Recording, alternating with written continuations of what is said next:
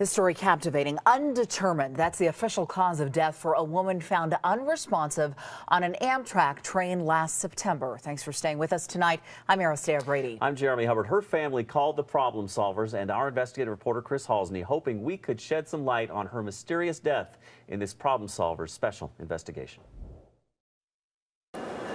One day late last summer, Marina Placencia stepped onto this passenger train in Milwaukee, Wisconsin with her longtime boyfriend and 4 children. 24 hours later, she was in the Denver morgue. Nobody saw or heard a thing. A perfectly healthy 28-year-old woman just died, or so it seemed. For her family and friends, Marina Placencia was always putting on a big smile. She had this optimistic thing about her. She said, "It'll be okay, Mom. Watch." But inside this Racine, Wisconsin apartment, life was anything but okay. Relatives tell us Marina tried to keep up a happy family facade, but at times was covering her bruised face with heavy makeup to hide what was really going on. Were there some instances of domestic violence in the household? There was a lot of instances of domestic violence. Yes, there was.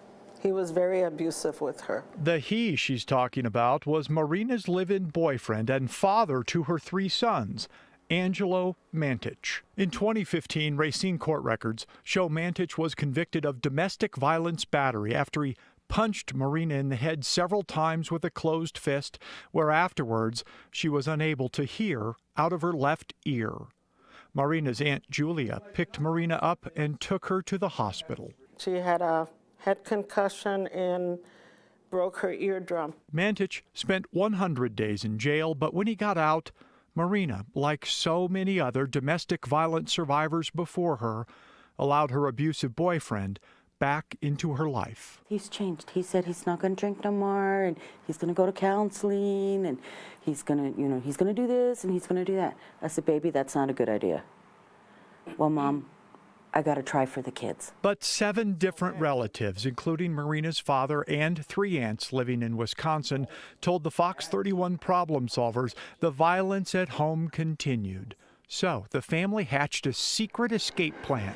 Marina was to board the Amtrak train for Denver, then once in the safety of her mom's house, file a restraining order and seek a permanent separation from Mantich. That's why I was here.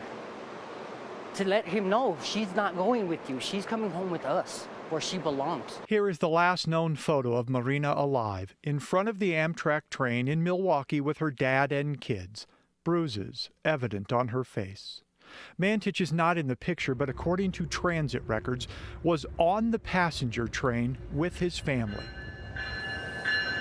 At 7:12 a.m. on September 1st, the passenger train arrived at Denver's Union Station. Mantich and the kids deboarded, but Marina was dead in her seat. The first thing I thought was, "No, Lord, Marina. It cannot be Marina." When I saw her on the ground, I looked at him and I said, "What the f did you do to her?" An autopsy of Marina's body performed the day after her death documented evidence of 35 recent injuries. Contusions, cuts, and abrasions covered her from head to toe. A blunt object had hit her face, mouth, jaw, and caused bleeding between her scalp and skull. Somehow, 10 of her ribs were broken, and large pools of blood lay hidden deep in her abdomen. Despite all the blunt force trauma to her body, the Denver medical examiner, in a rare decision, ruled Marina's cause of death as undetermined. The autopsy says it all. How come nobody else could see it? Why are they not doing anything? 8 months after Marina's death, the Denver police tell the Fox 31 problem solvers they have an open death investigation, but declined to comment beyond that. That made us wonder, what have homicide detectives done to solve this mystery? It turns out, not much. The Fox 31 problem solvers did what homicide detectives have not. We came here to Marina's neighborhood and talked to those who last saw her just a few days before she got on the train. This neighborhood in Racine is the kind where folks hear and see plenty of criminal behavior, but rarely put themselves in danger by calling the police. Lana Martinez is the exception. She lived across the street from Marina, Angelo, and the children. She says the day before Marina left for the train station, she witnessed Angelo savagely punch and kick his girlfriend in their driveway outside. He was beating her, and them slaps were so hard. It was disgusting. I mean, it was disgusting. Martinez was beyond distraught to learn of Marina's death. She finds it hard to believe the coroner can't determine where Marina's injuries came from. That's a lie. He beat her. He beat her. He beat her so bad.